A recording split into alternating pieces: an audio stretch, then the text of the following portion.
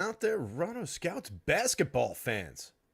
Click the button kind of before I was ready to start talking there. I don't know. Not that I usually have like prepared remarks when we start this show. But like I clicked the button and then I surprised myself like 2 seconds later that I had to talk and say hi to you guys. But what's going on? Little Thursday show. 4:45 starting a few minutes earlier than yesterday anyway. We ran into like 6:15, 6:20 yesterday. Had to scramble to get stuff updated. But it was a good one. Successful slate yesterday. Only had like 50 lineups in. Took a fourth place finish on FanDuel. Nice little keep the lights on, keep the bills paid kind of a night. Nothing crazy, but good enough. Hopefully we had some successes out there. I know a couple hits and misses in the Discord. We're not all always going to get there at the same time, of course, but hopefully this is the night for somebody out there to pick up the projections, run with them, take something big down. If you didn't last night, you pick it up tonight. We got Cujo Blue. What's up, Cuj? I am doing well, pal. Been a very good lazy Thursday. Had some beers last night, usual Wednesday routine. Fell asleep early. Fell asleep, passed out, whatever you want to call it. Woke up fairly early today, but then was just kind of lazy. Like I've told you guys, I've been like basically nocturnal lately with falling asleep around sunrise and waking up in the afternoon and then having to scramble to get some of this stuff done. Today I was like, oh, good. I'm up at like 9 or 8 a.m. Waking up at that time, not being up at that time. I'll get stuff done. I'll run some errands. I'll have the projections done early. I'll have a show announced early. Man, just kind of hung out on the couch watching the tube, doom scrolling through Twitter for a couple hours. And then it was just basically the normal times. Cujo's having a lazy Thursday too. Good. Travis Wyndham's here. What's up, Trav? Tizzle Mamba's here. What is going on? So we've got pretty decent looking slate tonight. 7-gamer. I like where we're at so far. Haven't really poured through a ton of the sim results yet, so I'm as curious as you are to see where some of this is. Whoops. Oh, you know what? I got to do a quick maintenance on the DK names one of these days. Whoops. Just realized that. Normally stuff I do before the show. Just got to do a couple clean up the juniors and so on. And clear that. 5 of those. Had I looked at it and gone through the sim results, I might have caught that beforehand. 2 of those. Who else are we missing? Who is that? 1 linger. Lonnie Walker. Yeah, the 4th. I think he's all zeros anyway, but just for sanity's sake. There we go. All right, that should be clean. And we just need to take these blanks out. All right. We are back in business. Travis Wyndham just got off work dealing with crazy weather in Texas. What do you got going on weather-wise in Texas? Other than the winds of secession that are blowing through your state right now. Other than that, what's going on? I didn't know you got. What do you got? Is it crazy because it's snowy? Because here in Jersey, it's like 58 degrees and rainy today, but it certainly doesn't feel like January. But I know if you guys get like a 1/4 inch of snow down there, like the entire state shuts down. People die on the interstate. Hopefully all's well, Trav. Rooting for you. Hopefully it's not like tornadoes heading toward the house or anything. It's 80 and humid. Shit, so it's the other way. That's insane. Well, winters are short these days. Well, let's not get into a discussion about whether or not the climate is changing. It is. Let's talk basketball. Or we can talk about the trailer for the new Roadhouse movie. That dropped today. Jake Gyllenhaal kicking a lot of ass. What's his name from MMA playing the heavy on the bad side, the bad guy side. I gotta say, it looks fun. Looks better than I thought it would. I was against it conceptually because, like, you know, Roadhouse is a pretty killer movie, the original. But it looks like they pulled it off to a decent degree. That's kicking around. Give it a watch. Hit the like button, hit the subscribe if you haven't already. I'm sure everybody who's here right now is subscribed. That's how you found out the show is even going on. Got to get better at announcing these things ahead of time, getting stuff done ahead of time, but one-man show. We do what we can. So let's see. We're sorted by DK win rate on the board here. Looks like a pretty big day for Mr. Sexton, Mr. Dunn, Mr. Markkinen. 3 of the Jazz at the top of the board. Both sites coming through. It looks like Chris Dunn on FanDuel, a little bit less, but all 3 of those guys are going to be pretty relevant. So Malik Monk, another piece of Utah with Jordan Clarkson up there. And Fontecchio and John Collins in the top, call that what, 10? 9? That's 5 Utah players in the top 9. Interesting. Joel Embiid, of course, crashing the top of the board. A lot to work with on Embiid today. He was essentially at 1.9 fantasy points per minute on the season, 1.88. Had the monster game, 104.1 in his last time out. DeRozan, Vooch, some good options to work with today. Let's take a look at the ins, the outs, the so-ons, the so-forths. Oh, did I not change this? Sometimes I forget to change the time at which I posted these projections. That was at like 4 o'clock on the nose, I think. And today is the 25th. All right. Reasonable board in terms of known unknowns so far. Marcus Morris Sr. is probable. Jaden Springer is probable. Haywood Highsmith is available. Reggie Jackson probable. Cam Johnson probable. I think he was confirmed available as well. And Patrick Williams probable. A couple big names on the questionable list. 2 of them are on here every day. Anthony Davis, LeBron James, both listed as questionable today. Also, Mike Conley questionable. Isaiah Hartenstein, who missed the previous game, on the questionable list again. That could create some interesting value for the Knicks. Kevin Love, questionable. Jalen Smith, and Tobias Harris, questionable. Tobias sitting would be interesting. Probably create a little bit of opportunity for the Oubres of the world, the Batums of the world, and those types. We've already got Embiid at such a high level. He's not picking up any more than I'm already, allowing him to take out of the projections. Maxey, maybe picks up a little bit. I'll take a look at what the rates have been like. But I think it's more of a downstream impact if we get no Tobias. Kevin Love, minor piece. He's only got like mid-teens minutes.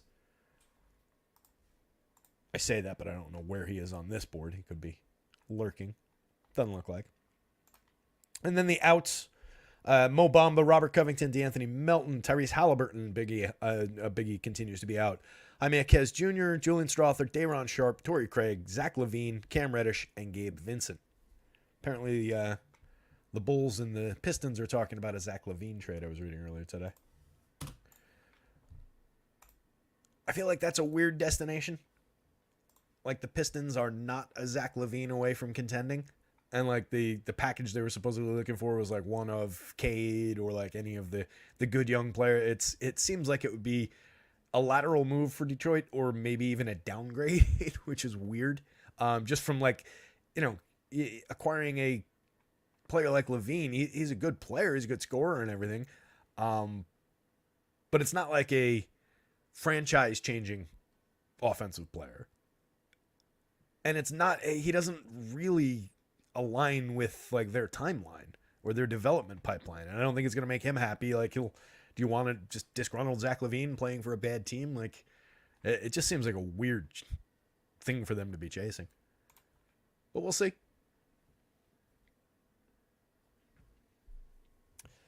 So let's get into some of the rundown here. Games-wise, pull up the Pinnacle board here. Sixers and the Pacers.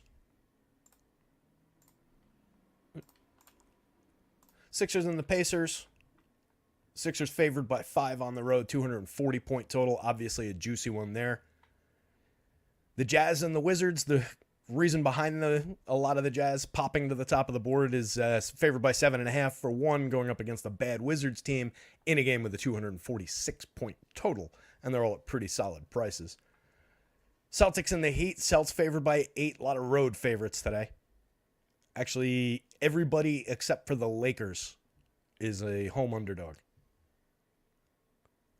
That's wild. So Celtics favored on the road by 8 over the Heat, 224 points on the board there. T-Wolves favored over Brooklyn by 4, 217 points. That's kind of a clunker. Both games in New York, not the greatest of environments, but there's plenty of good options on all those teams. And then you get some potential value out of like Minnesota when things change. But a 217-point total, not ideal in terms of available scoring, game environment. And then the Denver and the Knicks game, the Nuggets and the Knicks. Nuggets favored by 2 on the road in the Garden, just 222.5. A little bit more favorable, close game. Obviously, you've got Jokic. You've got plenty of options from the Knicks. So I'm sure we'll see some things from those games coming through. But neither of the games in New York is all that appealing, just in a bare bones, 50,000-foot view, whatever you want to call it. How many stupid sayings can I work into one sentence? From that kind of a perspective, they are 2 lower end games. Sacramento Golden State back up 243.5 point total. Sacramento favored by 2 on the road in Golden State. And then the Bulls are the only underdog on the road. Lakers favored by 5 at home, 228.5 points. Lot to work with. Interesting slate. We get some emergent value if, as usual, if one or the other of the Lakers stars doesn't go. There'll be more value in that spot in the late game. I pulled up the wrong file. So that one can potentially create some value. And then having some spots with several of the Chicago guys already hitting the top of the board here. Like just glancing at this board, Caruso's up there, DeRozan and Vooch are up there, Patty Williams is up there, Ayo Dosunmu's up there. They're all in the top, top 17 overall. Kobe White is 21st on that list in row 22 there.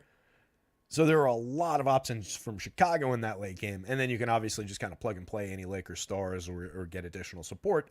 So I think, I'm never one to be like, oh, you have to have part of the late game to be able to succeed. I do like having pieces from the late game, for one, to create potential for swappability. If things change, you want to have a bunch of open roster spots to be able to swap around. And you do always like to, I'd rather be chasing, not sitting there watching a lead dwindle in those late games when there's a lot of interesting plays. But it just makes it easier. I think we're going to get there naturally, so there's no need to go out of our way and make sure that we're getting the late game. We should be getting a pretty decent amount of it. So between the Jazz, the Bulls, I think we're going to see a ton of those guys in these lineups when we look at them. We'll see some Washington obviously come through. We'll see some Indy and some Philly. It'll be interesting to see where like the Nets fall. A little bit of, if you go all the way down into the 20s row-wise down the bottom of the board there's some, not the overall bottom of the board, but the bottom of the board that's on the screen. With a couple Knicks and Nets creeping through. Trey, what's up, Trey? Trey's at the gym. Listening on the, what are you running on the treadmill while you're listening? Wow, Falcons plan to hire Raheem Morris as their head coach, per Shefty. So no Belichick for the Falcons. Interesting. That was the only place he had interviewed so far.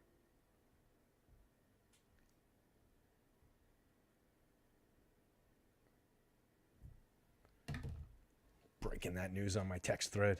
I'm sure. I love breaking news to people who get the exact same push notifications that I do. Like, I'm certain that every one of my friends that's on that text thread got that ESPN notification, or like 6 out of the 8 of them, But it's important to be first. So let's look at this. Oh, at the moment. I was like, ATM, what is he talking about? Stretching at the moment. I think I've mentioned it before. I always get creeped out by that idea of like, the personal trainer like bending your leg and stretching. There's that scene in some movie where the trainer's not paying attention or doesn't know what he's doing.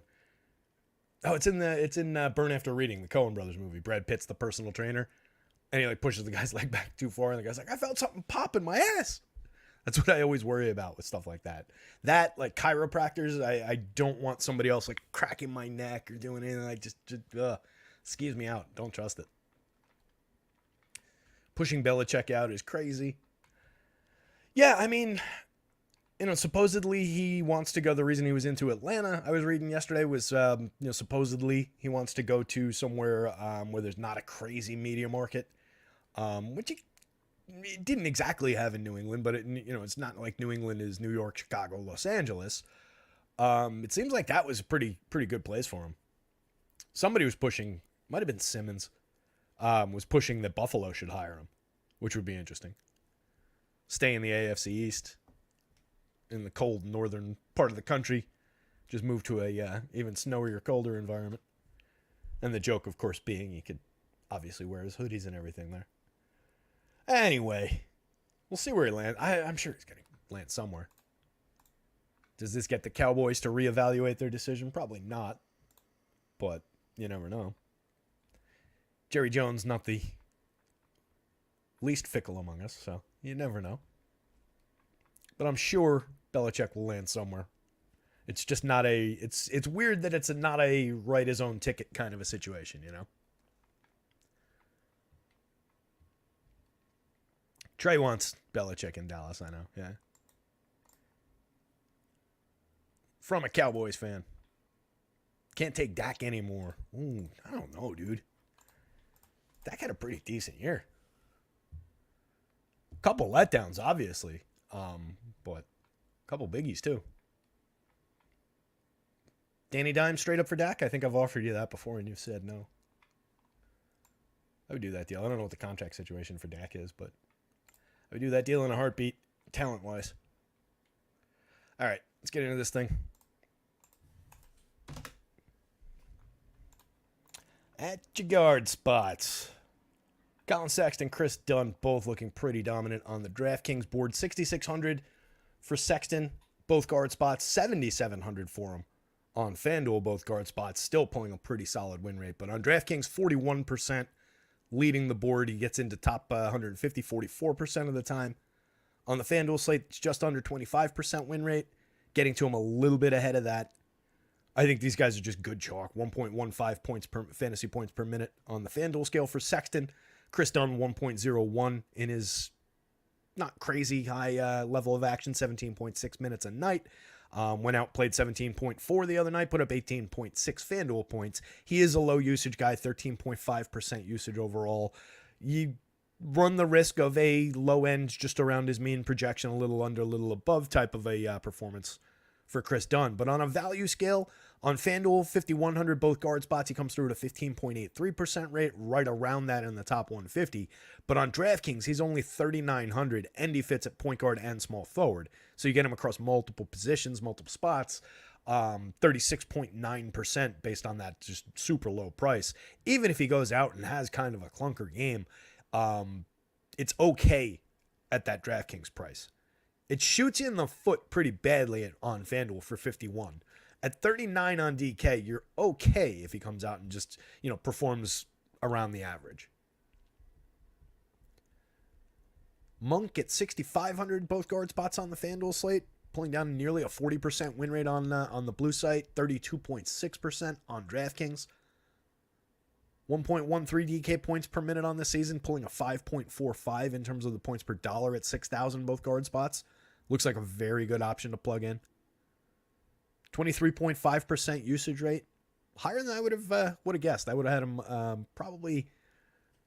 I probably would have guessed like around the average, maybe 18 to 20, somewhere in there. But a couple additional points on that. And then Jordan Clarkson, 0.98 fantasy points per minute, a 26.8% usage rate guy. Went out and put up just 9.7 FanDuel points in 22-1 the other day. But obviously we know Jordan Clarkson has a lot more scoring acumen than that on the average night. 31.47% win rate on FanDuel. Getting to him less than that, though. 22.6% of the top 150. On DraftKings, it's the other way around. 28.85% win rate. Very, very strong for 6,200 shooting guard only. And landing in the top lineups 36.6% of the time. Let's go with the ownership on... top 3, 4 of the top 5. and 6 of the top, call it 9. And there's a Linux there too. Yeah, like 7, 8, 8 of the top 12, I think, if I'm counting that. Just taking a quick glance at it accurately here, in the ownership projections that I use here are from the Jazz on the DraftKings slate. These guys are all going to be popular, but it's good chalk. Price wise, it drives through pretty well between them, Malik Monk. So I think there's a pretty good cause to just follow some chalk when it comes to that. And it's basically everybody from Utah anyway. So it's easy to just mix and match position, price, not really worry about ownership. Just take your values out of that game where you can and then build around it. Looks like the general approach here. Getting to that Chicago game, Caruso pulling down a 22.3% win rate on FanDuel, 25.9% for Ayo, who looks pretty decent there. Ayo's low usage are both pretty low usage. Caruso puts up more per minute, 0.92 versus 0.74 per minute on FanDuel, 0.90, 0.74 on DraftKings. The usage rates are similarly low. But from a price perspective, $5,100, $4,600 for those two. On the DraftKings slate, both guard spots for both of them. I don't know how many times I want them both in a lineup. Kobe White's also right here at a much higher price, obviously a different caliber player. So I don't know how many times I want Caruso and Ayo, just considering that you're basically doubling up on low usage numbers from the same squad there. But they do come through at decent rates. Like mathematically, you're not incorrect to do that based on win rates. But I'll be curious to see how many times. And then once you start thinking about, all right, getting away from math into the realistic output of where those shots are going to be coming from, what is the true ceiling? There's a true ceiling and there's a mathematical ceiling. I think their true ceiling is a little lower based on those low usage rates. Kobe does look good. Kobe White. I feel like you shouldn't just call him Kobe, right? Like I know his name is Kobe, and it's just bad luck for him, even though he spells it differently. But when we're talking basketball, I think it's pretty safe to say there's one Kobe. So Kobe White, 7.32% win rate on the FanDuel slate, getting into 8% of the top 150. On DraftKings, he looks a lot better, 13.4% win rate for 7,600. Point guard only on both sites, no flexibility, but getting into 16% of the top 150. So he's a play on both sites, but he's definitely more relevant on the DraftKings board. 0.96 DK points per minute, 0.92 FanDuel points. 40 minutes the other night, 40 and pushing 41, 56.5 FanDuel points. It's respectable output.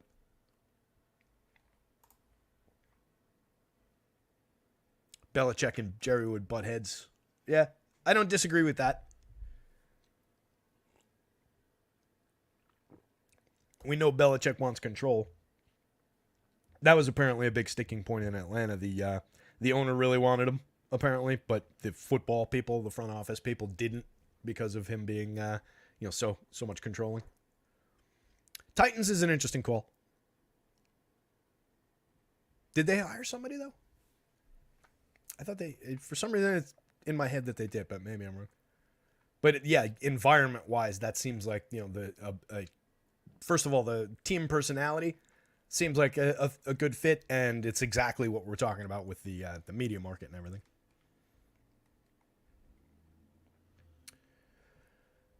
Going down the board here, Austin Reeves and D'Lo from the LA side of that game, kind of appealing. Like I said, I do want to have parts of that, and I feel like these guys will come up pretty naturally. Reeves, 19% win rate on FanDuel. I feel like I'll get to a decent amount of him, 12% in the top 150. D'Lo not coming up nearly as much on FanDuel, 7,800 point guard and shooting guard. On DraftKings, 7,000 point guard only. Hits just under 10% of the time and 8.6% of the top 150. So Reeves looks better on FanDuel, and they look about the same on DraftKings. But between the 4 spots for those 2 players, Reeves on FanDuel is the best looking spot out of those. Russell, not all that appealing on the FanDuel slate. And both guys, again, very playable on DraftKings, but not priorities. All these double-digit guys, obviously starting at the top, are your priorities. Ben Mathurin, much better on FanDuel. 27.6% win rate over there, 26% of the top 150. 0.87 FanDuel points per minute, but he does it with a fairly high usage rate, 22.3%. Out there playing 25.5 minutes a night over their first 44 games. It's only 5,000. Play shooting guard and small forwards. You get a little bit of flexibility. Same price against DraftKings, lower cap. Still at an 8.14% win rate, but just in 4% of the top 150. So probably drawing a little bit more ownership, I would guess. Let's see. And the ownership's right in that neighborhood. It's higher than this, but lower than this. So you could squeeze a little bit more of them in if you had around the field a little above, a little below on Ben Mathurin, right around this number on in your 150 lineups. You're not bad, but if this was, I don't know, about 10%, but if it was between here and 4 to 8% of your 150, you're not that bad.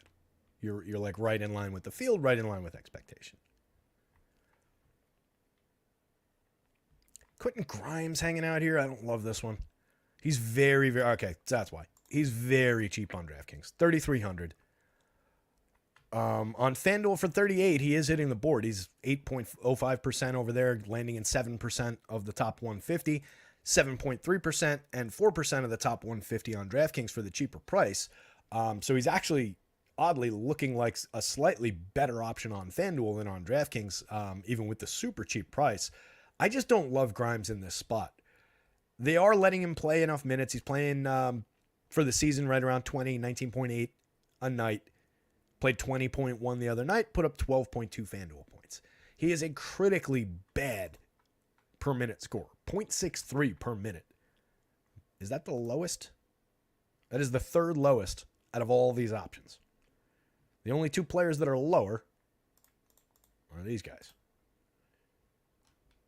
Davion Mitchell, Furkan Korkmaz, Corey Joseph. None of whom are at all relevant in their 12 to 14 minutes. But that's the level of production we get out of Grimes. He's a good NBA player. He's not a really strong fantasy option. He can go out there and occasionally have those nights where he knocks down a few threes. And this is how I always talk about these Knicks players. If those few shots that they get are not dropping, and it's the case with a lot of low usage guys who are out there for defense and steals and, an aggressive play like Quentin Grimes is, and a lot of Tibbs guys and a lot of this construction of the Knicks. If those couple shots don't drop, that's it. You're dead. You're at this game. Grimes is taking 4.5 threes a game, making 1.7 of them, 36.8%. The percentage is okay. It's not a killer 3-point percentage, but it's a decent 3-point shooting percentage. But this isn't a high level of opportunities. You're talking about less than 2 threes a game. He's scoring a total of 6.8 points a game, 1.7 rebounds, 1.1 assists. That's a 4.1% rebounding rate, an 8.4% assist rate. His true shooting is only 53.8%. There's really not a ton to work with Quentin Grimes. So, as much as it is there price-wise, there really is not much ceiling to work with here. Add on to the fact that Tibbs has really soured on the kid. So if he is having one of those nights where he throws up a couple of bricks, if he is having one of those nights where a mistake, a lapse, it becomes somebody else's opportunity somewhat quickly. Grimes is all but certain to be traded out of New York at the trade deadline. So are they going to let Tibbs, is Tibbs going to make a point of showcasing him? I don't think so. I think winning is more important. So I think we're dealing with 18 to 20 minutes a night, not much more opportunity to go above that, and very, very limited output. So this one I worry about a little bit. I'm glad it's not crashing through, up in this level. But I think there's reason to be a little bit even skeptical about him around here. I'm going to watch my Quentin Grimes shares tonight.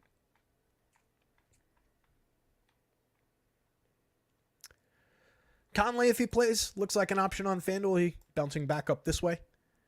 DraftKings, just as good, 10.26% on DraftKings, getting to him a little bit more than that in the top 150 at 13%. 13.7% win rate on FanDuel, getting to him a little bit less than that, 8% of the top 150. couple guys at lower prices probably grabbing a few of those shares, like some Io is probably sneaking in there. Some Chris Dunn is probably sneaking into some of those spots, just boxing Conley out. But I think he looks like a perfectly fine play if he takes the court. I would imagine it becomes Alexander Walker night again if Conley doesn't go. Talk D'Lo, talk Reeves, talk Ben Mathurin. A lot of single-digit options, obviously, through here. You know, forgive me for not talking about every single one of these guys. I don't think anybody needs or wants that necessarily. But like Drew Holiday, perfectly playable in basically any situation. 6,100 point guard, shooting guard, 7.3% win rate, 6% of the top 150. He is just putting up, that is Drew Holiday. He's in an is who he is situation. He's correctly priced, I'd say. At 61 on DraftKings, at 72 on FanDuel, he looks essentially useless. You can play him. There's nothing wrong with throwing him into a lineup, and I'm talking about like one lineup out of 150. But he didn't hit the board in the top 150 in that sim. He was only at a 0.56% win rate. So it's a very low-end option at 7,200. He's put a 0.90 FanDuel points per minute on the season. And again, that gives you this kind of output, 38 minutes, 36 fantasy points. That's in line with that kind of production. But the ceiling is not really there for Drew at this point. 17.1% usage rate. He's all right, but I like him a lot better as a just, toss him into a few lineups option on the DraftKings slate at that price. He's a little high priced on FanDuel. Jalen, very, very playable, 9,200. It's a little bit expensive, but he's been earning it and justifying that level of price. The usage is insane, 28.1% usage rate on the season, 1.17 FanDuel points per minute. With that, just a 2.1% win rate today, 2.6% of the top 150. A little bit better in terms of win rate on DraftKings at 8,800 point guard only. Not getting to him all that much. Getting to him at exactly the same number of the top 150 from side to side, actually. 2.67% on each.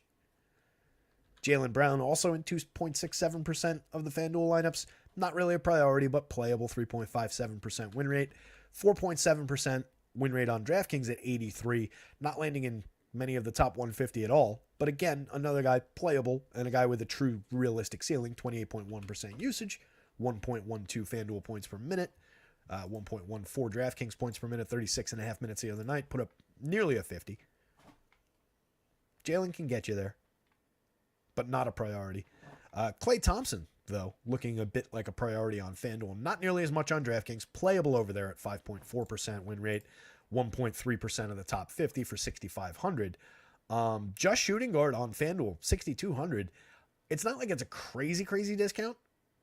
No positional flexibility. I'm actually kind of surprised he's popping that much. 4.84 points per dollar. It's a decent points per dollar. Rivals the very top options over here. This is also not sorted by FanDuel, of course. So he's one of the better points per dollar guys. The other guy's 4.93 for Steph. Also looks good in that game. TJ McConnell at 4.91 looks like an option. But yeah, Klay on FanDuel looks like one of the better overall points per dollar opportunities. 23.49% win rate. Getting to him more aggressively than that. 32.6% of the top 150. Pull up how Golden State's looking on here. I had the DK line ownership loaded into my other sheet, so I have to jump over here.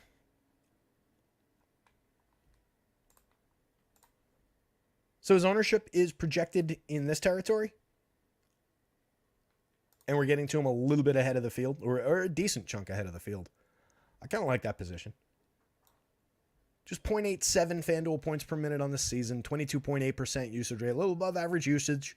Obviously has the upside of going nuclear on the right night. I feel like we haven't gotten many of those nights from Klay this year. A lot of nights in this territory, 30 minutes, 31.9 FanDuel points. That's respectable output. It's better than this level of output overall for the season. But there's been some downside to Klay this year, but he's correctly priced. I mean, 6,200 is an aggressively good price, I guess, for Klay Thompson. 65 on DraftKings, like I was saying, not nearly as appealing. 5.4% win rate. This is, I think I've got him. If I remember correctly, I put him right around what he's done since the start of January. Which, 0.94? Let's see.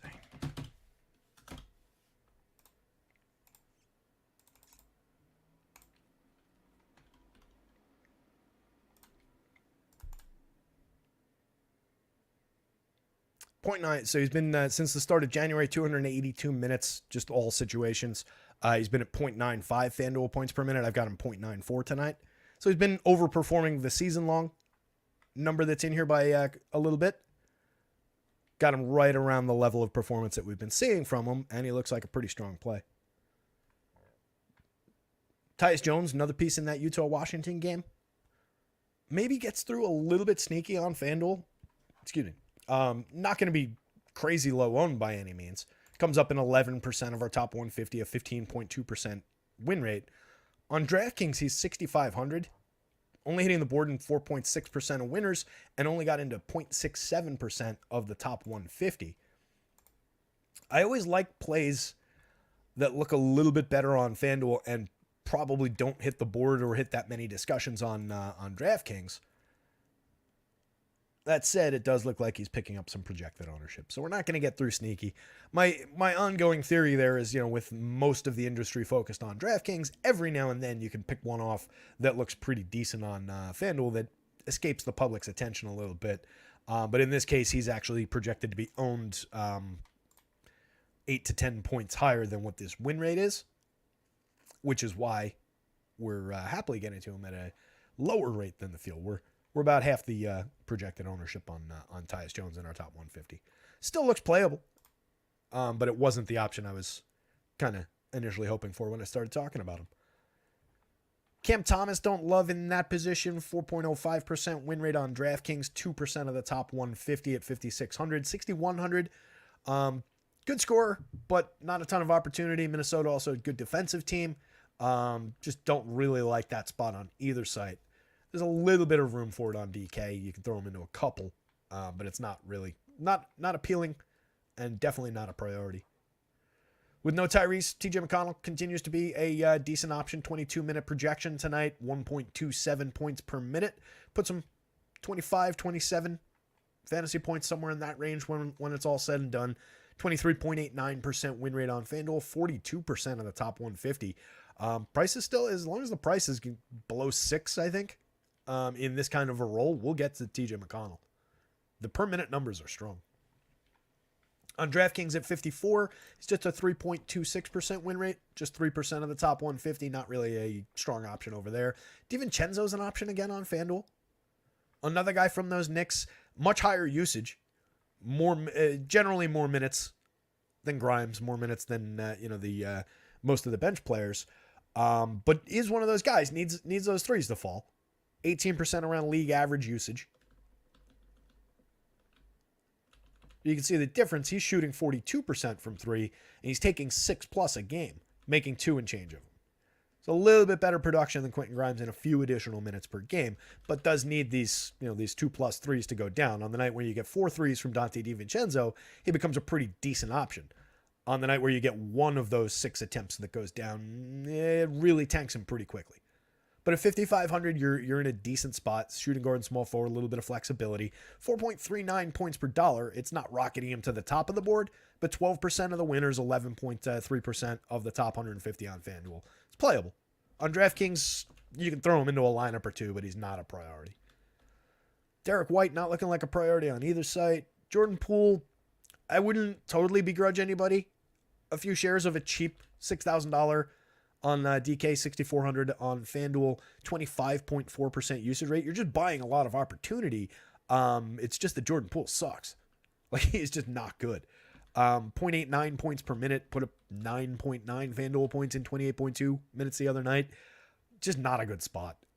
So I'm glad he's not coming through. We got into 0 of the top 150 on FanDuel, despite a 3% win rate. A 1.85% win rate on DraftKings, got into 1 of the top 150. Dinwiddie, Anthony Edwards, non-priority. Steph, not a priority on DraftKings at 93, but at 88 on FanDuel against the higher cap. Steph looks like a very good option. 13.49% win rate, 17% of the top 150. So that's one of our big differentiated pieces. Kevin Huerter, a little bit of differentiation from site to site, just above a 10% win rate on FanDuel. Getting to him a little bit ahead of that. Nothing to speak of on DraftKings. KCP, 10+% in that lower end game against the Knicks.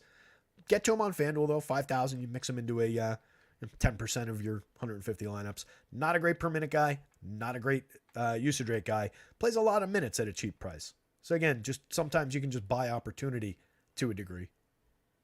Opportunity mixed with talent and production is the ideal. Jamal Murray, a little bit more playable on FanDuel, of course. Not so on DraftKings. And then Pat Bev at 13%. Andrew Nembhard at 14.5. Pat Bev probably picks up a little bit of upside if we get no Tobias. Not that it's a direct positional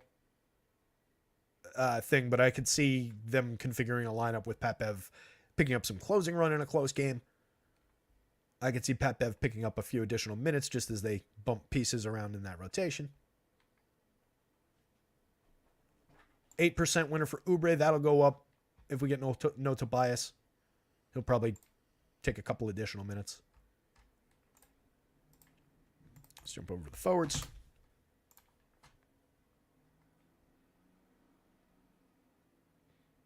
Oh, my bad, Tiz. I'm just seeing your question there.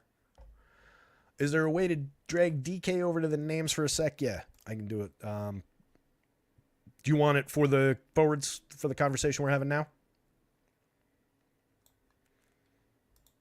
Let me know if you want me to go back to the guards, but this is your... That's it with DK for DK. Oh, you want... Okay. Yeah, but I do have those panes frozen so that we can do that. So this is the forwards and that we're about to talk about now.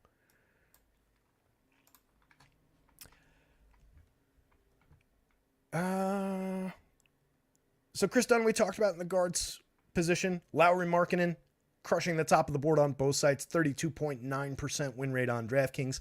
Getting to him 24.6% of the time. Pretty high-end option at 8,000 both forward spots. At 84 both forward spots on FanDuel, though. Nearly 45% win rate. Nearly 45% of the top 150. Looks like a fantastic option.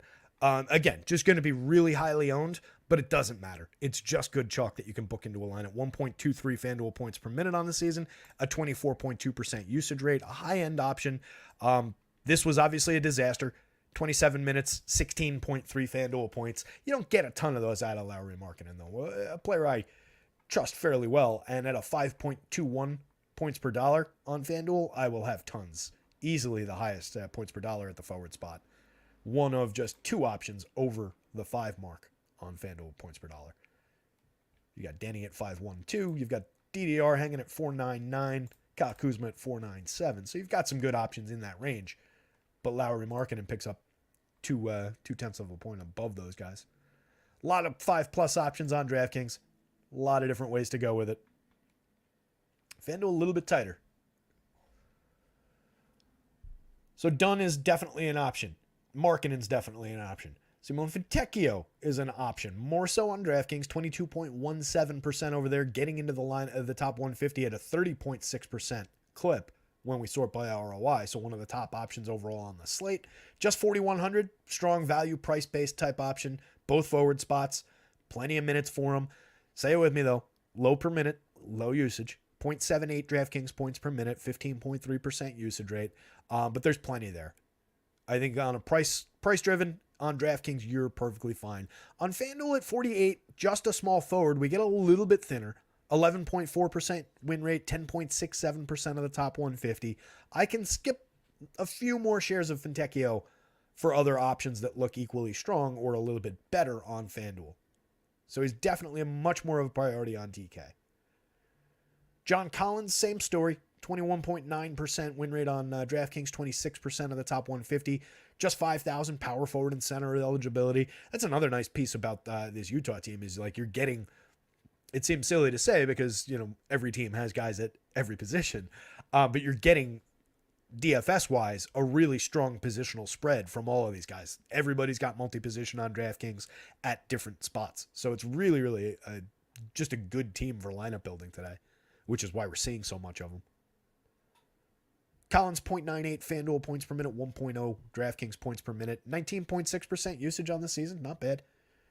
Playing 27.5 minutes a game. We've got him a little bit under that tonight, actually. What's he done recently? Do I owe Johnny Collins a minute or two?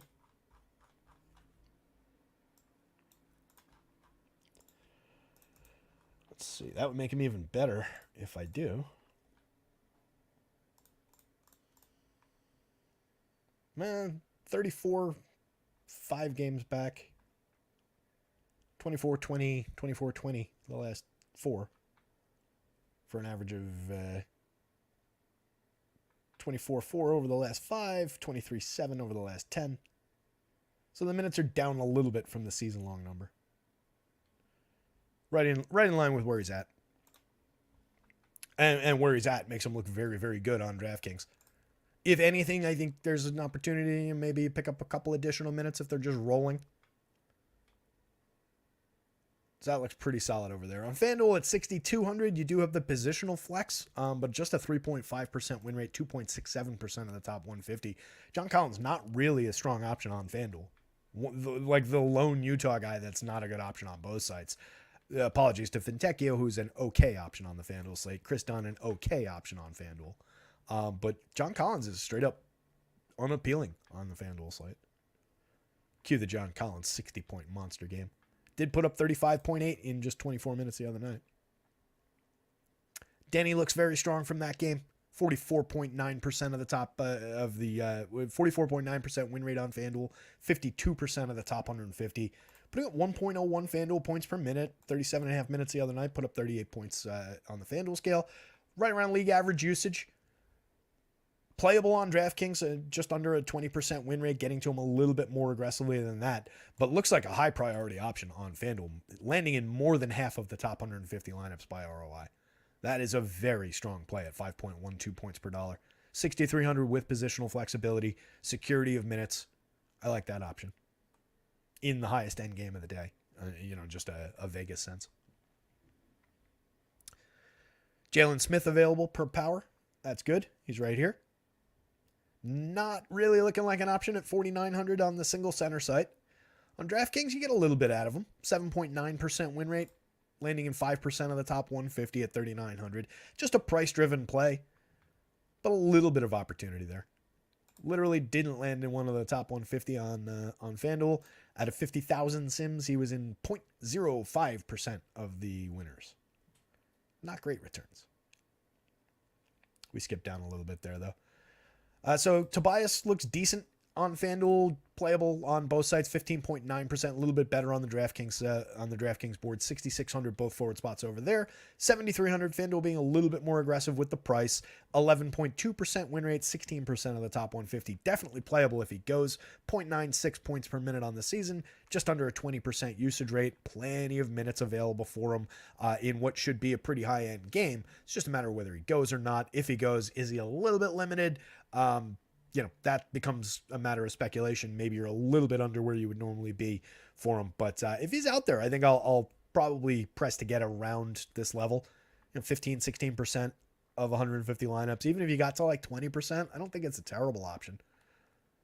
It's not supported necessarily by the win rate, but I think there's enough upside, enough ceiling there that you can get away with it. I'd probably look to have him around this level, though. If he doesn't go, then you could potentially get a little bit additional out of some of the, like I said, the Ubres of the world, the Batums of the world. Patty Williams looking like an option on FanDuel, 18.9% win rate, 16% of our top 150. On DraftKings came up 18.6% winner. Fewer of the top 150 over there. Another guy, 0.75 points per minute, 0.76 on FanDuel, 16% usage rate. Plenty of minutes available for him. Plays 27.4 a night over their first 42 games. Got him a little higher than that tonight. He is probable, if I remember correctly, right? Yeah, probable today. So I expect to see Patty out there tonight. Pascal Siakam, remember, on Indy now. For the season, he's at 1.09 since joining Indy.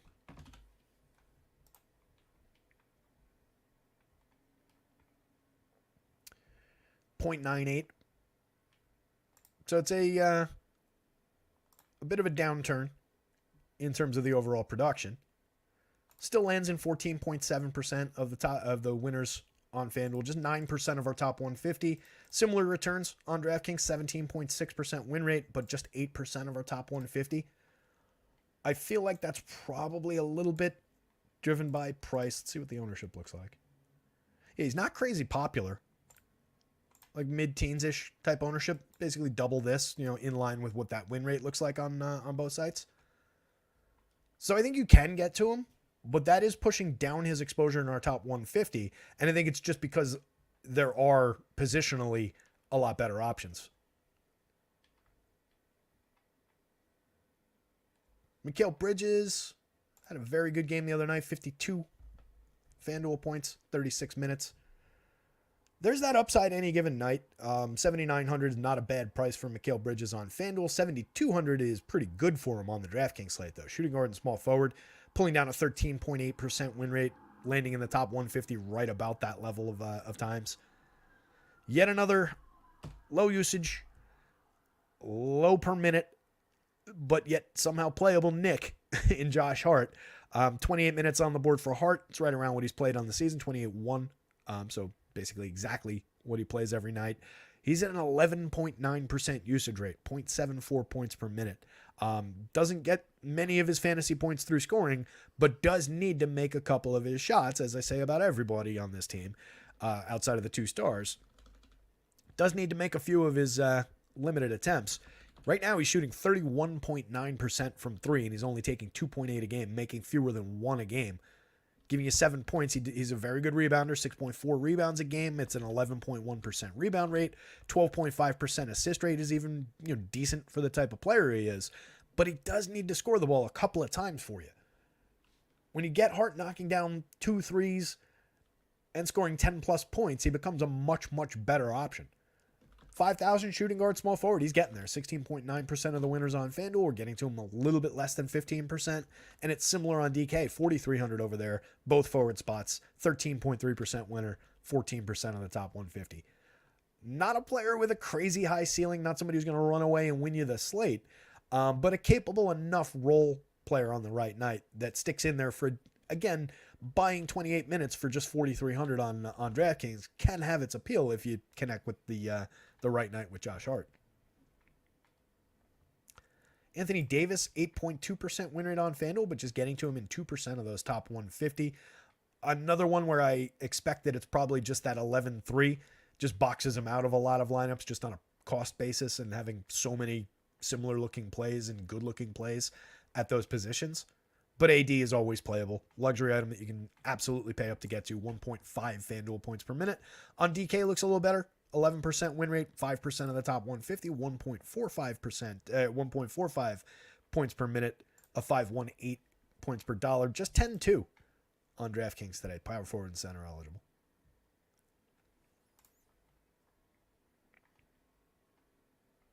Kevin Love is out. All right, we won't play him then.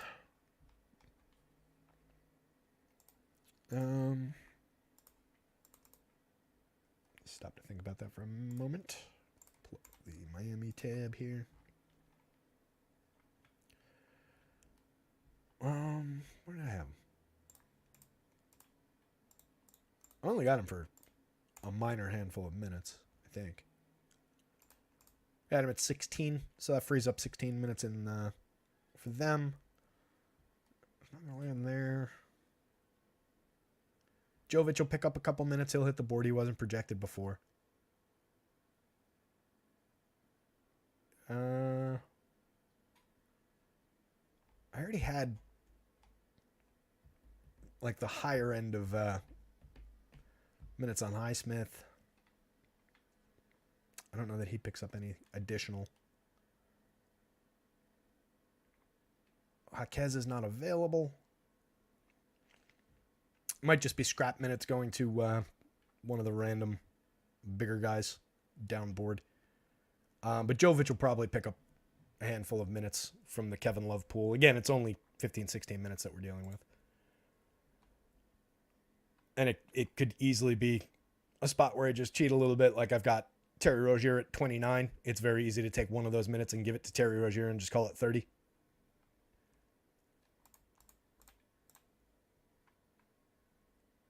So that's not a earth-moving absence.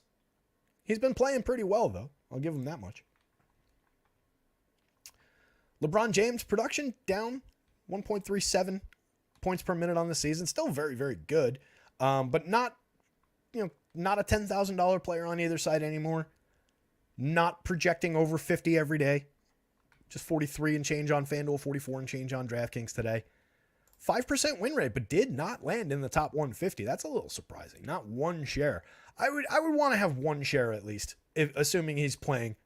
I think one share in 150 lineups is appropriate. But you could get to him, obviously, a little bit more than that with a 5% win rate. On FanDuel, just a 1.6% win rate, and we did get him once, which is odd.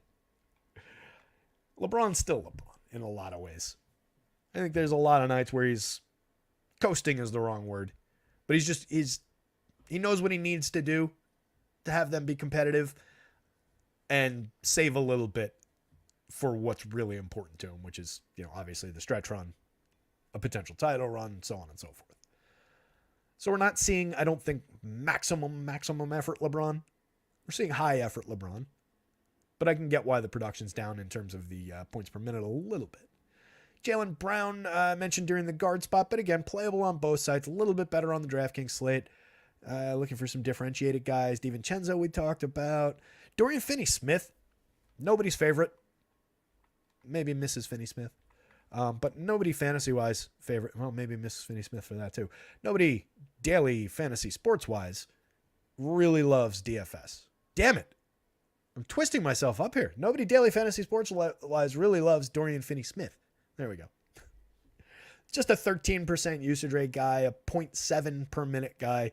Put up 21.9 on FanDuel in 36 minutes the other night. That's about what you get out of Dorian Finney-Smith. I mean, that is like not a ceiling game, not a true ceiling game for him, but there's not all that much more available from this player on the average night. Going up against Minnesota, tough front court, don't really love that spot for Dorian Finney-Smith.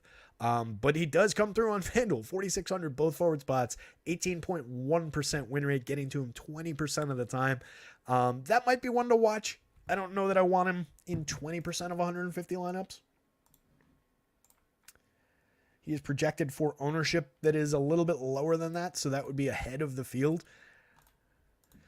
I mean, the price is good. It's justified by the price, but it is only 4.32 points per dollar from one of the lowest end fantasy performers overall. It just becomes a little bit difficult to justify to me being that far ahead of the field. Maybe you trim it down and just like ride with the field's projected ownership, which is like 5 points lower than that top 150 exposure that we're getting to.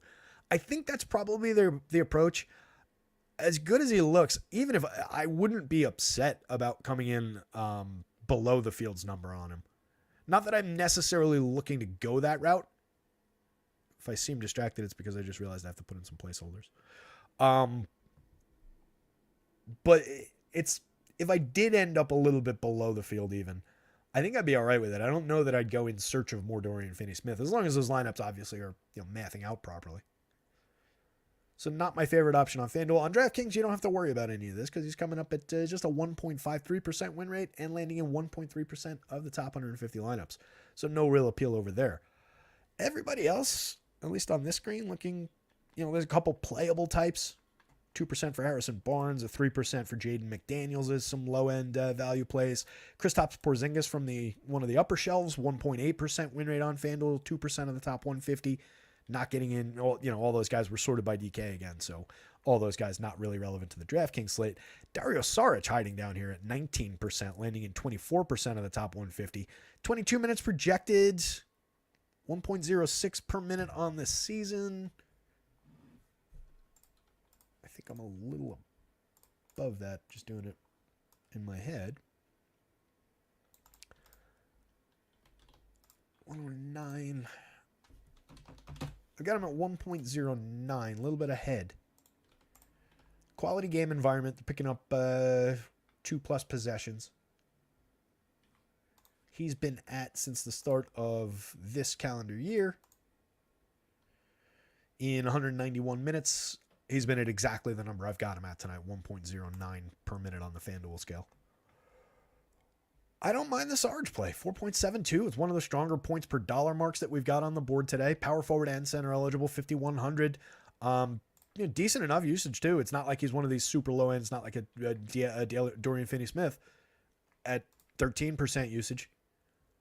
If I have that $500, I'm going to Dario Saric in this spot every time over Dorian Finney-Smith, even with Finney-Smith projected for 9 additional minutes. I just like the upside. I like the ceiling. He masks out very, very similarly, a little bit stronger win rate, getting to him a little bit more frequently anyway. So I think it's totally supported by the Sims. But yeah, way better per minute number. Much more usage. Just more of an offensive player. And if you happen to stumble into that night where he plays even 28 instead of 22 at that price, you're probably looking pretty good. 5,500 on DraftKings, there is no room for him. 0.03% win rate, none of the top 150. Percentage going, jeez, 546. Show flew by today. I felt like I was making pretty good time. All of a sudden I look down and we've been going for an hour and we're 14 minutes away from 6 o'clock. Ooh, Beantown firing some shots over LeBron's bow.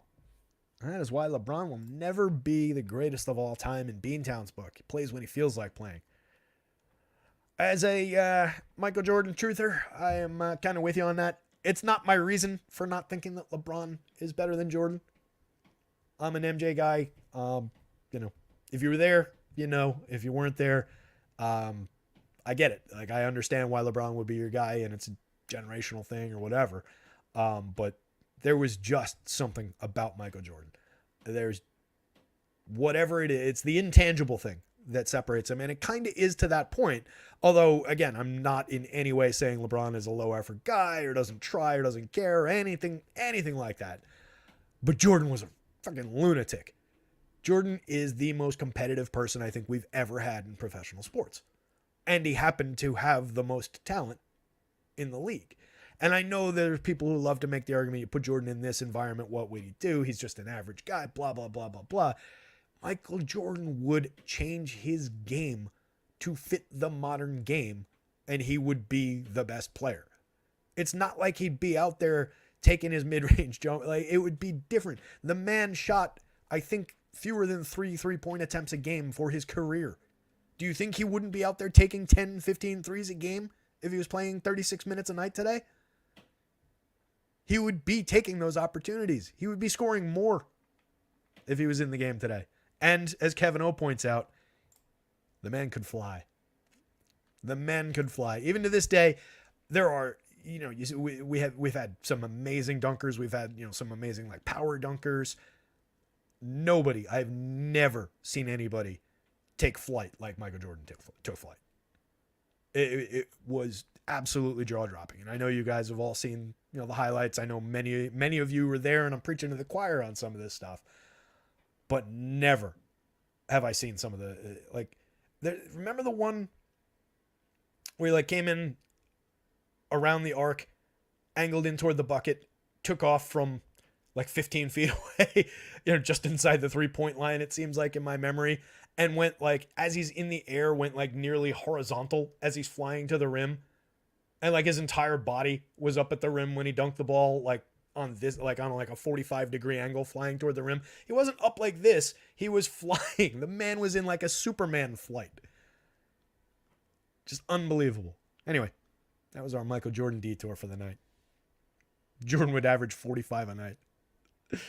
That's lofty, but not the craziest thing in the world. He averaged 20 plus when he came back with the Wizards at 42 or whatever it was on that dead team. He still averaged 20 plus those years. People forget that. Ooh, that's a biggie. Hartenstein out. So that's gonna, again, I imagine we get Jericho Sims starting. That puts Sims on the board. That puts Precious on the board. Right now, I didn't have Sims getting any minutes, but that will definitely change. Probably what he played last time.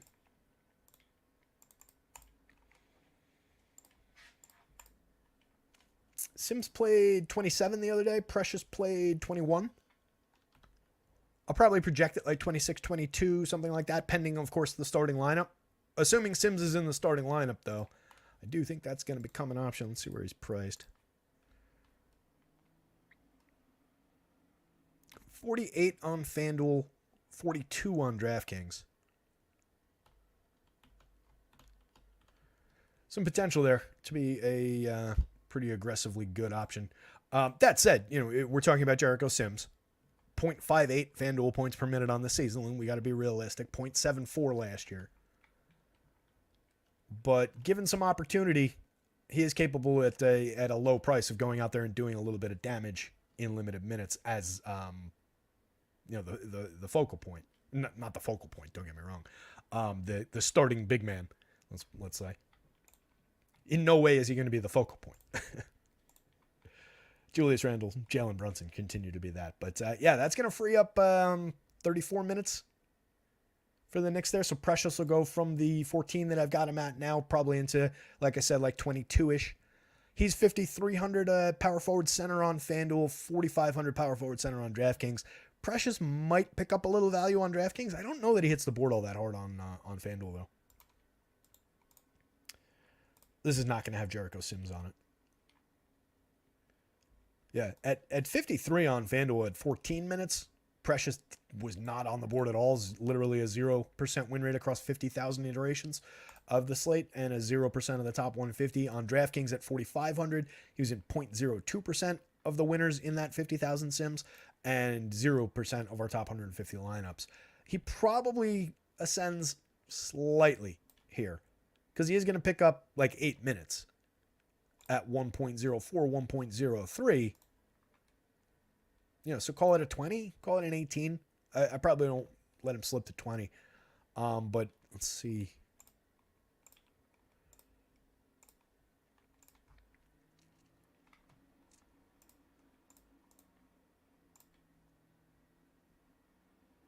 I just want to see if we have anybody similar. Like this, that's 44 for DFS, of course. But come on. Why is this? I shouldn't have tried to sort that column. There we go. So yeah, he probably just becomes Dorian Finney-Smith and is probably not all that relevant. On FanDuel, he's priced way above Finney-Smith's level, so I don't think he becomes anywhere near this level on the FanDuel slate.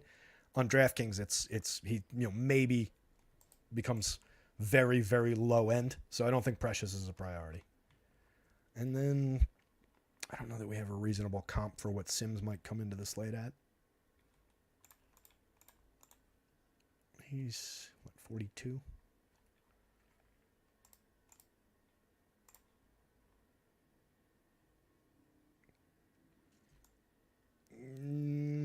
No.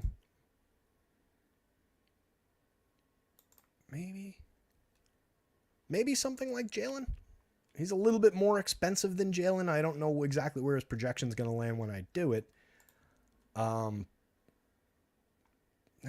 not even that high. I think he's going to be playable on DraftKings. I don't know what the priority of it is going to be, though. The price is not exactly where you'd want it to be.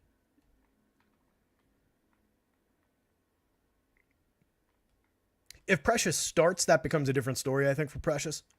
He is a good per minute guy. And if we were adding, instead of adding 8 minutes to get him to 22, if we're adding like 12 minutes to get him to like 26, that would become a little bit more appealing. Again, more so on DraftKings. FanDuel's got him at 53. 53, 26 minutes. That even might get him a little bit on FanDuel. But yeah, keep an eye on those guys in the update after the show. Let me try and fly through some of these options. We're coming up on 6 o'clock already. So, do I dare resort this?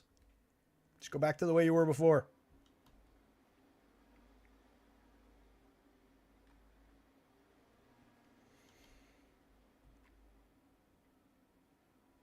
I would love to do it with the conditional formatting so that this didn't happen. But then it wouldn't look as pretty. Joel Embiid, top of the board. That's not bad when you get to the center spot. 23.8% win rate on DraftKings, 42% of our top 150 over there. Embiid priority pay up option on the DraftKings slate. 1.88 DraftKings points per minute on the season. A 38.8% usage rate. It's just completely bonkers. What can you say? Any arguments against Joel Embiid? Anybody have anything negative to say about Joel Embiid at this point? 8% winner on FanDuel for 12.6. Definitely makes him very, very playable. Easy pay up option. Well, not easy in terms of actually getting there, but easy to say, hey, I want to try. 10% of our top 150, so we're getting there a little bit ahead of what that win rate looks like. I'll take all the Embiid I can get. Not guaranteeing any kind of a 100-point game again, but there is 60, 70, 80-point upside any given slate. We've got him projected between 60 and 70 today. Monster spot for Joel Embiid, especially with all the pace, the expected scoring in that game. Monster spot for Embiid. Collins, just to reiterate, playable on the, or a very good option on the DraftKings slate. Second overall, power forward and center. Win rate, 5,000 over there. 6,200 on FanDuel. They're not hitting the board nearly as well. Just 3.5% winner, 2.6% of our top 150. I do like Vooch. As I've said, I like the idea of getting to some pieces from a decent late game.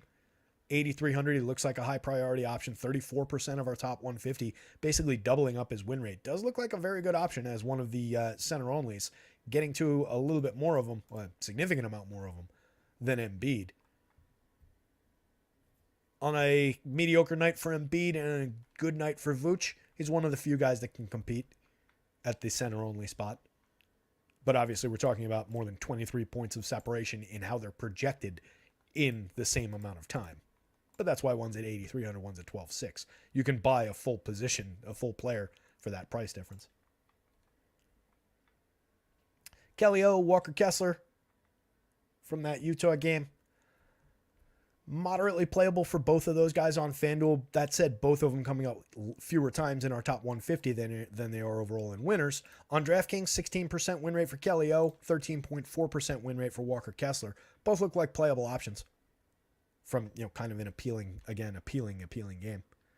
Jake Swales walking in the door. We're getting on Jake's nerves, making him late to the show. What's up, buddy? Glad you were able to make it. Yeah, damn the man.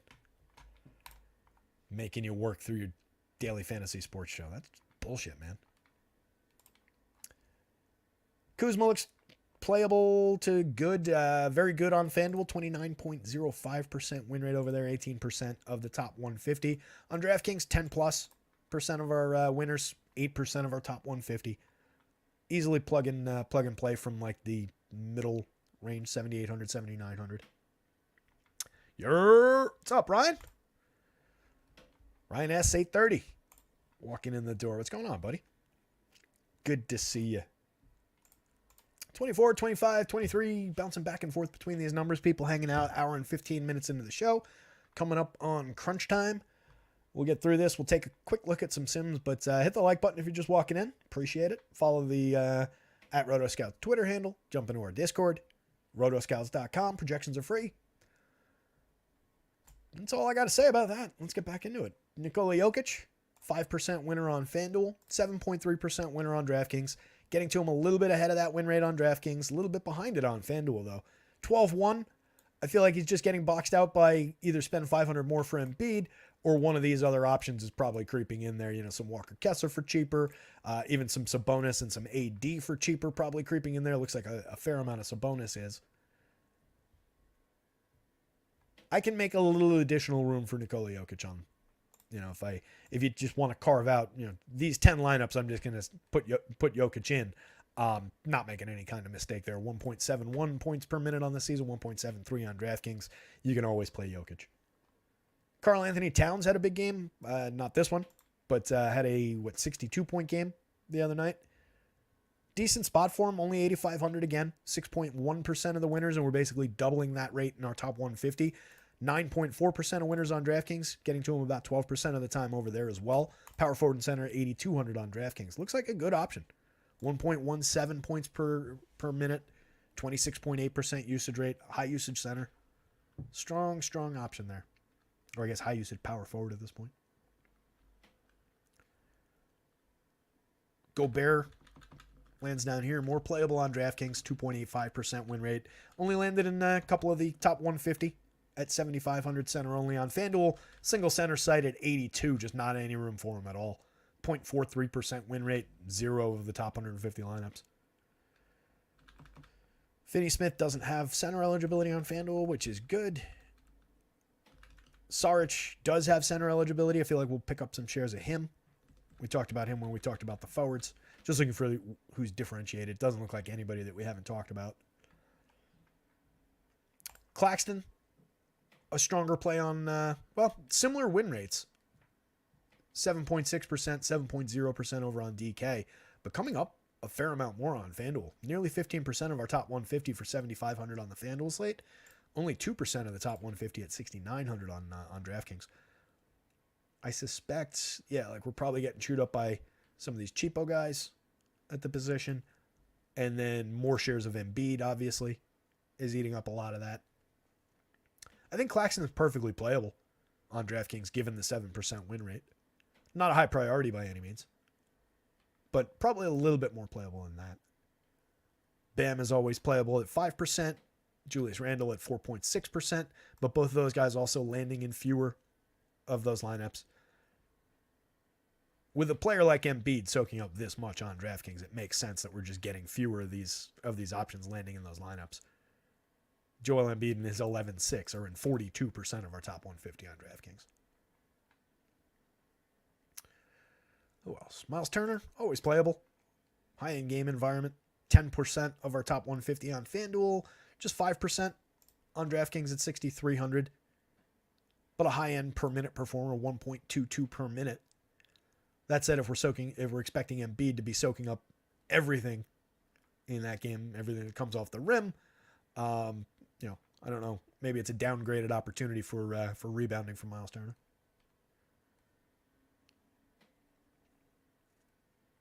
I think that's everybody. I don't see anybody else really crashing through here.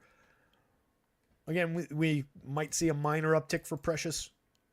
We'll see Jericho Sims and where he lands, but I don't know that either one of them becomes a crazy high priority. We've already got a pretty decent number of cheapo plays at those positions, right? $3,600 Olynyk. I don't think either one of Precious or Sims replaces that value. I don't know that either one of them replaces the $4,900 Walker Kessler value or any of the other opportunities coming from Utah at other positions. So it just looks like a lot of cheap Starsy Scrubsy type opportunity tonight. Let's see if the Sims agree.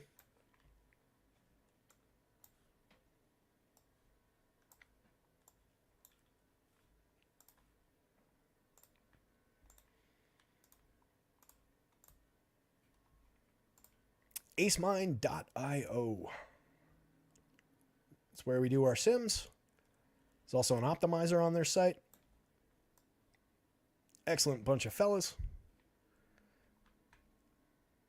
And you can run Sims over here for right now, PGA, the end of the football season, and NBA. And I know for a fact there is more coming. They've got an optimizer. You can optimize lineups for any of those slates, if it would let me click on it. There it goes.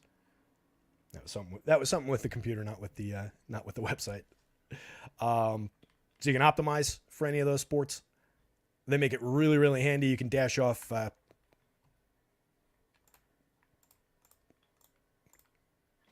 select your contest, you name your job. This is where the projections go, and I wasn't prepared to. I forgot that all this was ahead of what I wanted to show you.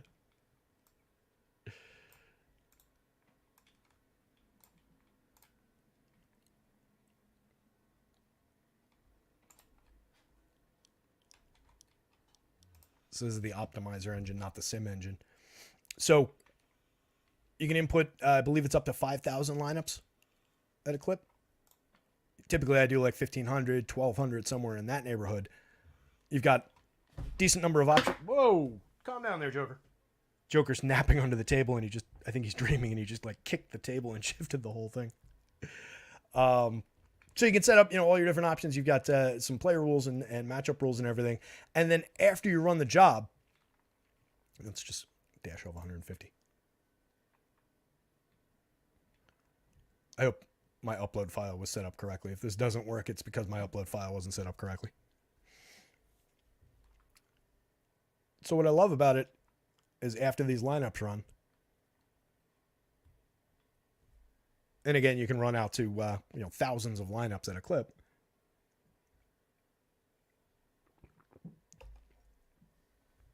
And this is what I do when I'm building my own lineups. I don't run lineups against the field when I do the sim results that we show on that we look at on the show.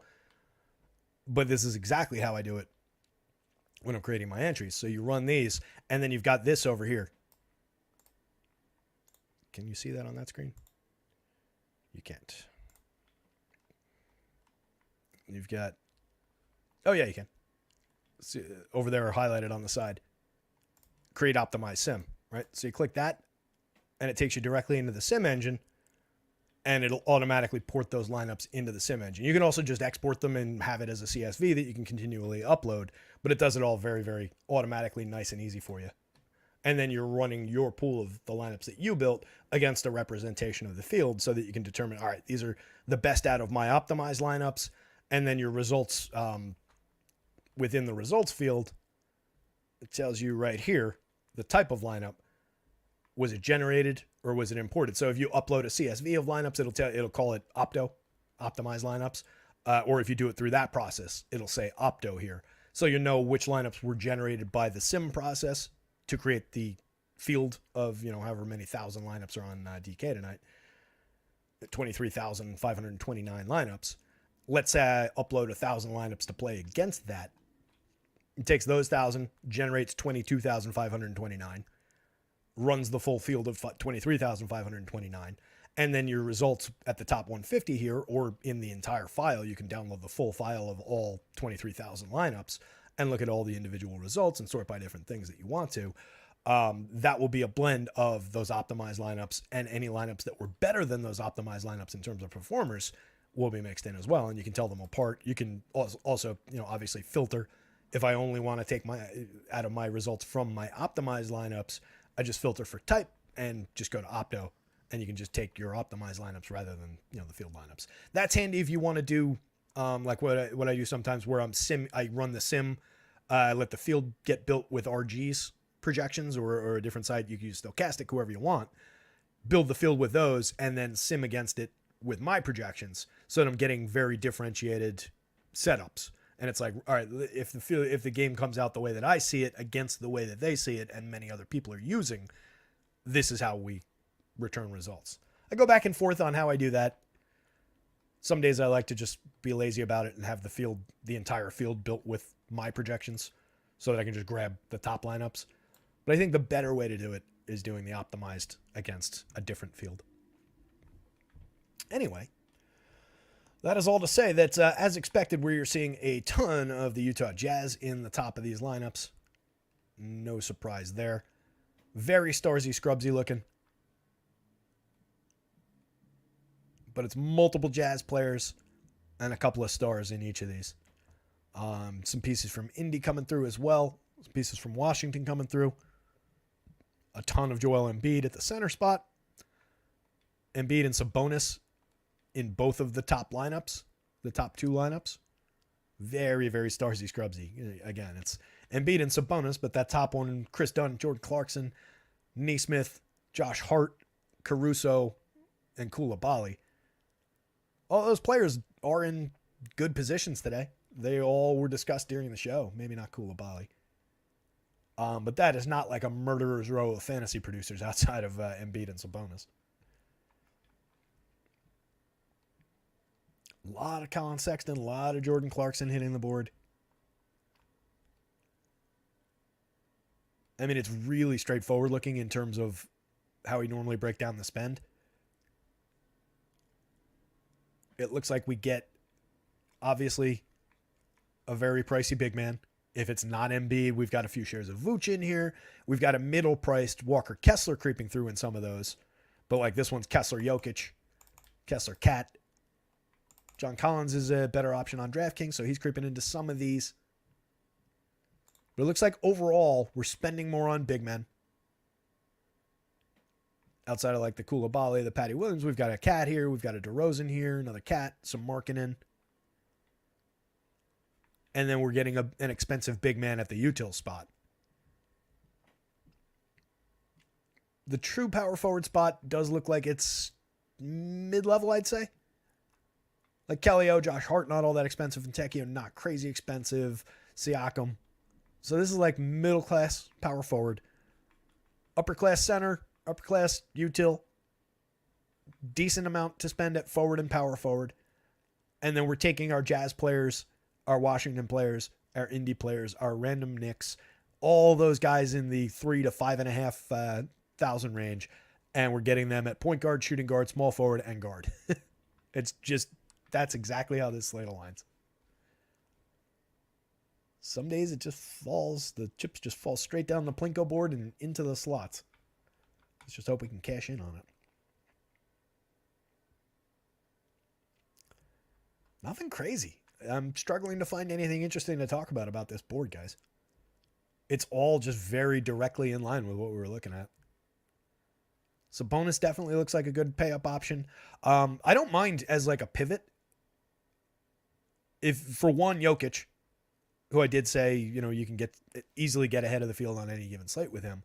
But I don't mind Cat as a pivot, and I definitely don't mind some of like a Vooch Sabonis instead of a Embiid Sabonis. A Vooch Sabonis combination, again, over Embiid saves you like $4,000.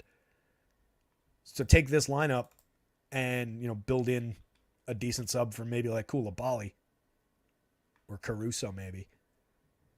I think there's room to make some of those pivots. Look for the ownership, obviously. Keep an eye on the win rates that we talked about. But I do think there's some room for those pivots. Embiid is the best big man option on the board by far on DraftKings. But I do like how some of those slightly less expensive, still high caliber big man combinations would play if we actually had them to talk about. I don't see a Vooch and Sabonis. I'm sure there's some in here.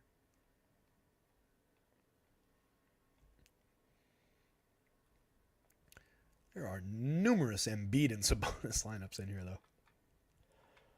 And all of these are just the same guys. Let's jump. Probably at this point, 6:12. Probably more important to just wrap up the show and get the projections updated, honestly. Whoops. That's not where I want to go.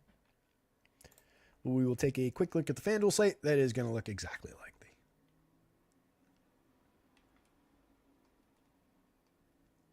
Yeah, Trev, I don't disagree with that in terms of the opportunity, the minutes, and so on. Certainly always there. The price is correct. I've just been let down by Pat Beverly so many times. And he's that kind of guy. He's difficult to trust, but I don't disagree that, by the numbers, he was definitely on the board there. Top sub 4K value on the board.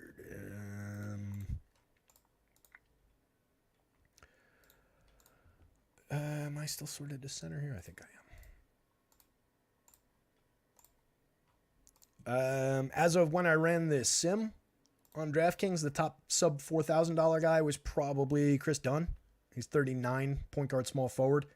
He was landing in 36.9% of the winners, 52.6% of the top 150.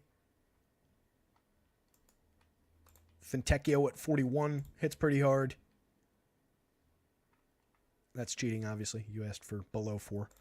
Kelly O at 36 hits pretty hard. That was before the Kevin Love news, so there will be additional minutes for Highsmith. That said, I don't know that he vaults to the very top of anything.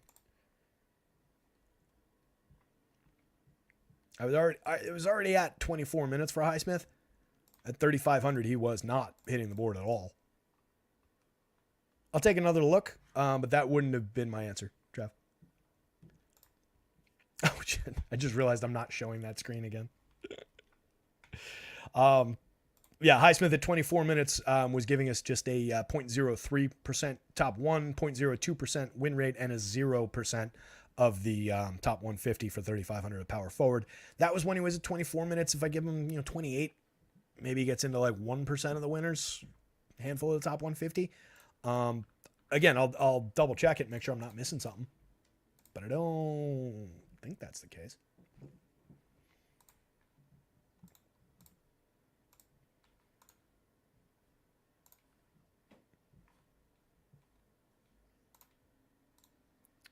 Where the hell did my tab for? There it is. That is a lot of TJ McConnell. That is a fair amount of Malik Monk. Both of those guys were looking pretty solid in those win rates.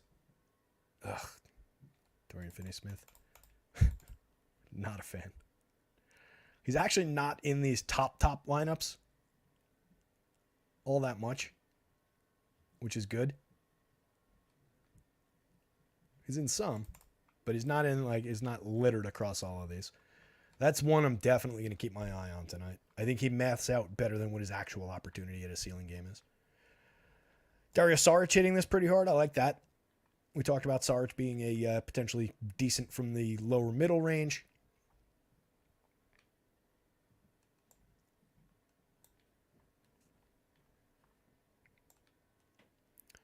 Good amount of Embiid, some Cat, some Vooch, Claxton. It's basically the mix that we were talking about and expecting. Embiid and Sabonis coming together on this slate as well. Like to see that. Here's a Sabonis and Vooch on the FanDuel side. A lot of good big man combos today. It looks similar on FanDuel, where I think we're spendy at power forward and center. You know, a lot of Markkanen, Siakam, Vooch. That's a good three-man group of from a price perspective. It does look like you can take like one mid-range and two higher-end guys at power forward and center. Small forward looks kind of similar to that. Like we're getting some Markkanen, some Tobias, some DDR in there.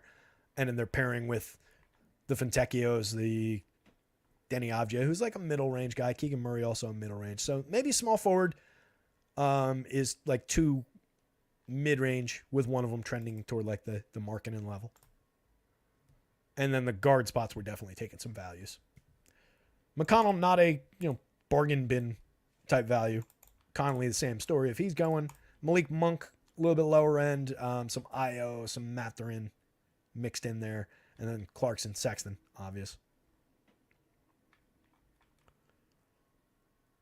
De'Aaron Fox landing in this one, and that one. A little bit of an outlier. I don't remember talking about De'Aaron Fox at all. Did I say De'Aaron Fox's name on the show? I don't think I did.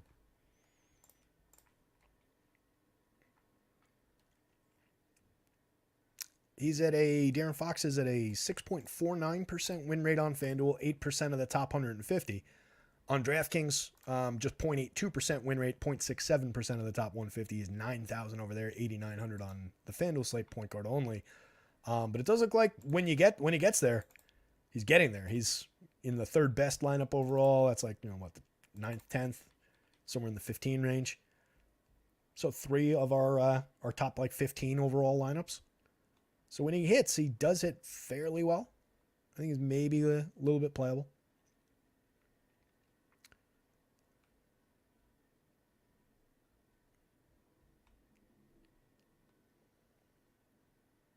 Lower win probabilities.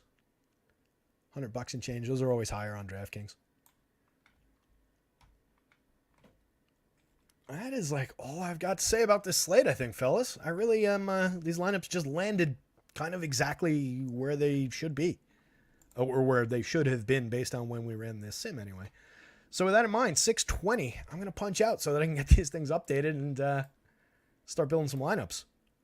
There's probably some people out there waiting for these projection updates to come through. Harris, Morris, Covington out. Is KJ Martin a play? He's more of a play now than he was before. That said, I don't know that he's a play.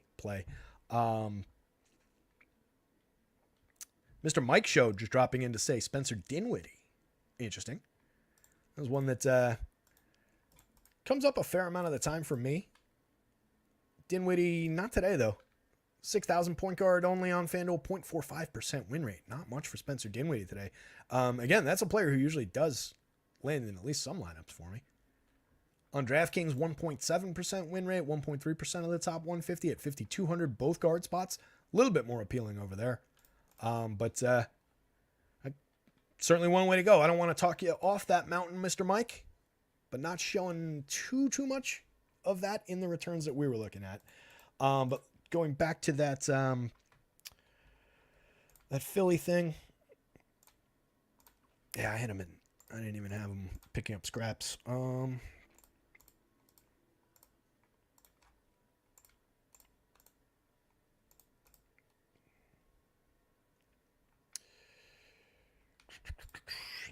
Half in the last handful.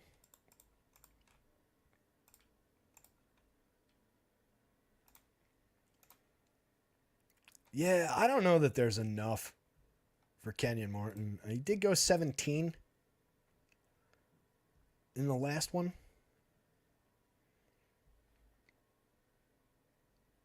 Marcus is out. Tobias is out. There's probably like that range of minutes available for him, 16, 17 minutes. Maybe a little bit more. I got to think it through and completely rebuild that rotation now. At 30, oh, he's the dead minimum price. That's why you're asking. He's 3,000 on DraftKings. Shit. Yeah, probably going to hit the board on DK. 0.70 FanDuel points per minute on this season. 0.83 last year. At the dead minimum, he'll probably pop a little bit on DraftKings. Keep your eyes open. If he lands in the 12, 13 point range, even as a projection, probably makes him fairly relevant at the dead men. I don't know that I've got a good comp for him available.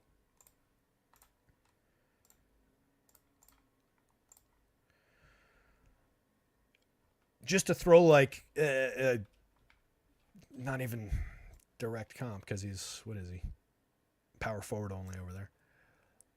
At the center position,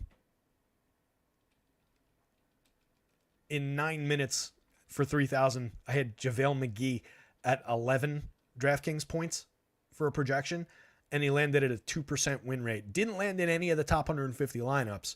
2.4% of the top 1% overall. KJ Martin would be projected a little bit higher than that, I think, at 3,000. Different position at power forward. It would play differently. But there would probably be, call it 5 to 8% win rate, maybe. And that's probably stretching it. Maybe he's even better. Maybe he does look better than that, and I'm not thinking of the minutes correctly. I think my point is if he ends up at like a 15-plus projection, God forbid, on DraftKings, I think you probably fire away. Wherever he lands in terms of projected ownership, wherever you source your ownership, I think you're probably okay to be in line with that projected field ownership, just given that he's a min-price play. It's just buying the square, as we talk about a lot.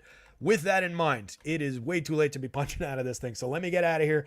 Good luck tonight. Somebody get out there and go win something. We'll be back tomorrow. Football projections over the weekend. Back tomorrow to talk Friday basketball. I'll see you guys.